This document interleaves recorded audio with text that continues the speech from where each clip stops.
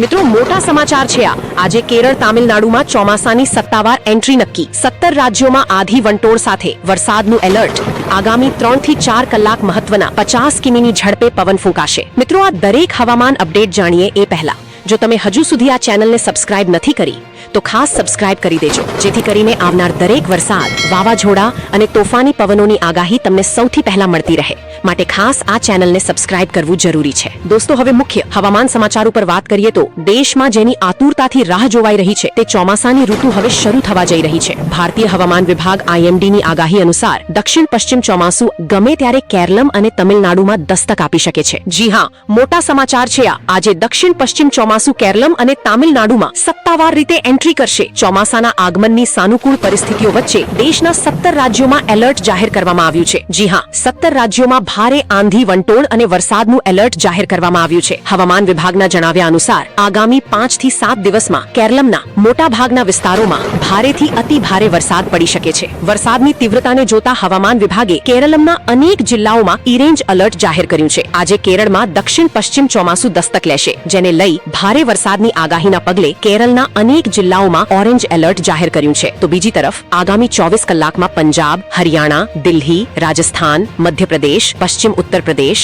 મહારાષ્ટ્ર અને દક્ષિણ ભારતના વિવિધ રાજ્યોમાં ભારે વરસાદની સંભાવના છે. રાજસ્થાનના કેટલાક વિસ્તારોમાં ધૂળના તોફાન અને કરા પડવાની શક્યતા છે. કેરલમ અને કર્ણાટકમાં ભારે વરસાદની આગાહી છે. આંદામાન અને નિકોબાર ટાપુઓમાં પણ ભારે વરસાદ પડશે. તાપમાનમાં વધુ ઘટાડો થવાની શક્યતા છે, જેનાથી ગરમીથી થોડી રાહત મળશે. હવામાન વિભાગે માછીમારો અને પહાડી વિસ્તારોમાં રહેતા લોકોને દરિયા કિનારે કે જોખમી વિસ્તારોમાં ન જવાની અપીલ કરી છે. હવે વાત કરીએ ગુજરાતની. તો મિત્રો, ગુજરાતમાં પ્રી મોન્સૂન એક્ટિવિટીના કારણે વાતાવરણમાં સતત પલટો જોવા મળી રહ્યો છે. છેલ્લા 3 થી 4 દિવસ દરમિયાન રાજ્યના છૂટાછવાયા વિસ્તારોમાં હળવાથી મધ્યમ વરસાદી ઝાપટા નોંધાયા છે. વરસાદી માહોલ સર્જાતા ગરમીના પ્રકોપમાં આંશિક ઘટાડો જોવા મળ્યો છે અને લોકોમાં રાહતનો અનુભવ થયો છે. આગામી દિવસોમાં પણ રાજ્યના અનેક વિસ્તારોમાં વરસાદી પ્રવૃત્તિ યથાવત રહેવાની શક્યતા વ્યક્ત કરવામાં આવી રહી છે. હવામાન વિભાગ દ્વારા આજે ગીર સોમનાથ, અમરેલી અને સુરત સહિત રાજ્યના કુલ 16 જિલ્લાઓમાં હળવાથી મધ્યમ વરસાદની આગાહી કરવામાં આવી છે. વરસાદી પ્રવૃત્તિના કારણે રાજ્યના વિવિધ વિસ્તારોમાં મહત્તમ તાપમાનમાં અંદાજે 2 થી 3 ડિગ્રી સેલ્સિયસ સુધીનો ઘટાડો નોંધાઈ શકે છે, જેના કારણે આગામી દિવસોમાં ગરમીમાંથી વધુ રાહત મળવાની શક્યતા છે. મિત્રો,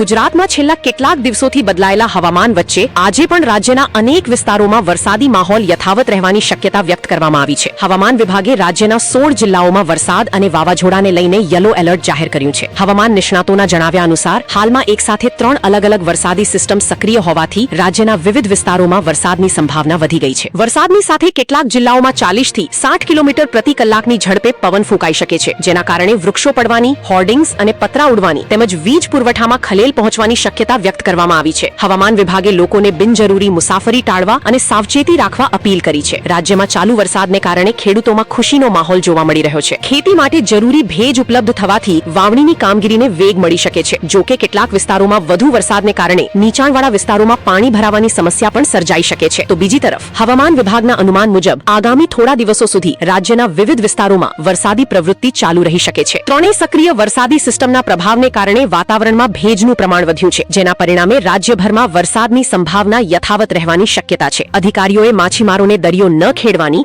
અને નાગરિકોને હવામાન સંબંધિત સૂચનાઓ પર ધ્યાન આપવા અનુરોધ કર્યો છે. હવામાન નિષ્ણાંત અંબાલાલ પટેલે પણ મોટી આગાહી કરી છે. રાજ્યમાં આગામી 7 થી 9 જૂન દરમિયાન દક્ષિણ ગુજરાતમાં પ્રી મોન્સૂન વરસાદની શરૂઆત થઈ શકે છે. 16 જૂન આસપાસ વરસાદી ગતિવિધિઓ વધવાની અને 25 જૂન સુધીમાં રાજ્યમાં વિધિવત ચોમાસું બેસી જવાની શક્યતા છે, જેમાં 20 થી 28 જૂન દરમિયાન આદ્રા નક્ષત્રમાં સારો વરસાદ વરસી શકે છે. ગુજરાતમાં વરસાદને લઈને છેલ્લા 24 કલાકના મોટા અને તાજા સમાચાર. આવા જ વરસાદ, વાવાઝોડાના સમાચાર ગુજરાતીમાં જોવા માટે આપની ચેનલને સબસ્ક્રાઇબ કરો અને વિડીયોને લાઇક કરો. ધન્યવાદ.